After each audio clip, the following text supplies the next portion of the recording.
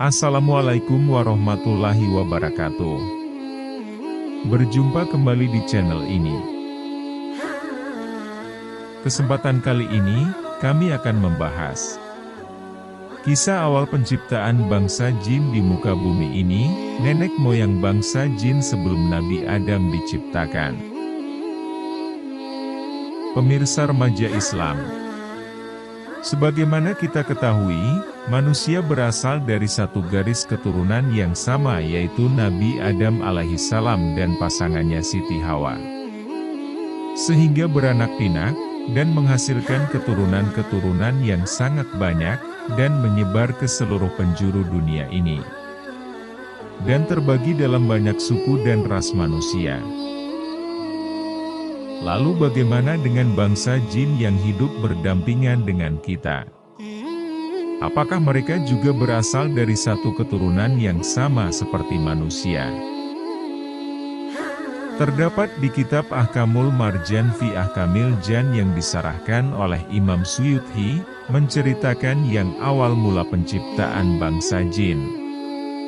Kakek moyang manusia yang kita ketahui adalah Nabi Adam alaihissalam, sedangkan kakek moyang jin adalah Sumia. Sebagaimana sabda Nabi kita, Muhammad Shallallahu Alaihi Wasallam, jin diciptakan dari kobaran api yang menyala-nyala, sedangkan malaikat diciptakan dari cahaya, dan manusia diciptakan dari tanah. Di dalam kitab ini dikisahkan bahwa 2000 tahun sebelum Nabi Adam diciptakan Allah, terlebih dahulu menciptakan jin, makanya Allah berfirman di Al-Quran, "Tidaklah aku ciptakan jin dan manusia kecuali untuk menyembah aku." Sebutan nama jin terlebih dahulu kemudian baru manusia, tandanya ada makhluk yang diciptakan Allah sebelum manusia pertama diciptakan. Kemudian disebutkan dalam kitab itu, jin yang pertama diciptakan bernama Sumia yang tinggal dan hidup di bumi kita ini. Kemudian setelah diciptakan Sumia ini memohon beberapa permintaan kepada Allah Subhanahu wa Ta'ala. Yang pertama, semua ini meminta bisa melihat segala sesuatunya di muka bumi ini, namun tidak dapat dilihat. Maksudnya di sini adalah, jin itu dapat melihat manusia, namun sebaliknya manusia tidak bisa melihat keberadaan jin. Kemudian sama Allah permintaan Sumia ini dikabulkan oleh Allah Subhanahu wa Ta'ala.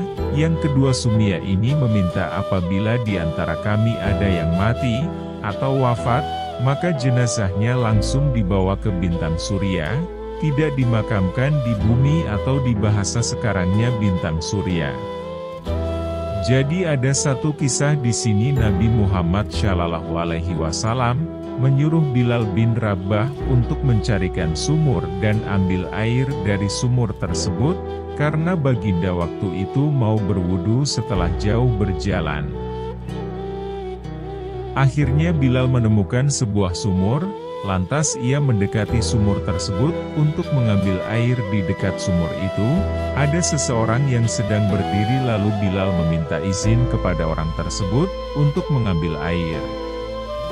Namun orang tersebut tidak mengizinkan, kemudian terjadilah perkelahian antara keduanya, dan perkelahian itu dimenangkan oleh Bilal bin Rabah. Sehingga lawannya tadi terbunuh, hanya untuk mengambil air untuk Nabi Muhammad Shallallahu Alaihi Wasallam, lalu air tadi dibawa ke tempat Nabi, dan Bilal bercerita, "Oh ya Rasulullah, tadi ada yang menghalangi saya di sumur tempat saya mengambil air ini." Kata Rasulullah Shallallahu Alaihi Wasallam, "Siapa yang menghalangimu?" Bilal pun menjawab, "Ada seseorang ya Rasulullah di sumur itu, sehingga aku terlibat perkelahian dan aku membunuhnya." Lalu Rasulullah Shallallahu Alaihi Wasallam menjawab, "Itu adalah jin. Coba sekarang kamu kembali ke sumur itu, dan lihat pasti sudah tidak ada jenazahnya di sana." Kemudian Sayyidina Bilal mengecek kembali ke sumur tersebut, dan memang benar jenazahnya sudah tidak ada. Nah, ini adalah salah satu permintaan dari Sumia tadi kepada Allah, yang dimana dikatakan tiap bangsa jin yang mati maka jenazahnya akan langsung dibawa ke bintang surya, untuk dimakamkan di sana, jadi bukan dimakamkan di bumi. Kemudian lanjut ke permintaan ketiga dari Sumia kepada Allah Subhanahu wa Ta'ala. Ia meminta agar awet muda, tatkala bangsa jin menjadi tua maka ia tubuhnya menjadi muda kembali, makanya usia dari bangsa jin ini sangatlah panjang, jauh lebih panjang dari manusia. Bisa mencapai ratusan hingga ribuan tahun. Kemudian di suatu hari Sumia ini, menikah dengan jin pasangannya yang diciptakan Allah Subhanahu wa Ta'ala. Lalu dari hasil keduanya memiliki keturunan yang sangat banyak jumlahnya, hingga keturunan dari mereka ini mendirikan kerajaan-kerajaan yang sangat banyak juga jumlahnya. Kemudian setelah terdapat banyak kerajaan-kerajaan jin di muka bumi ini, akhirnya mereka saling berperang, untuk memperebutkan daerah kekuasaan dan saling menumpahkan darah, saling membunuh satu sama lainnya. Setelah itu Allah memerintahkan para malaikat, untuk turun ke bumi dan memusnahkan jin yang berperang ini.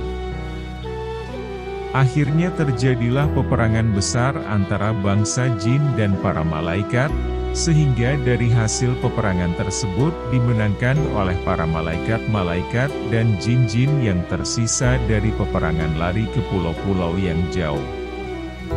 Wallahu a'lam.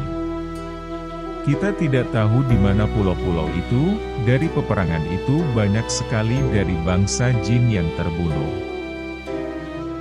Pada suatu ketika ada telur jin yang menetas, yang tak jauh dari tempat peperangan itu terjadi.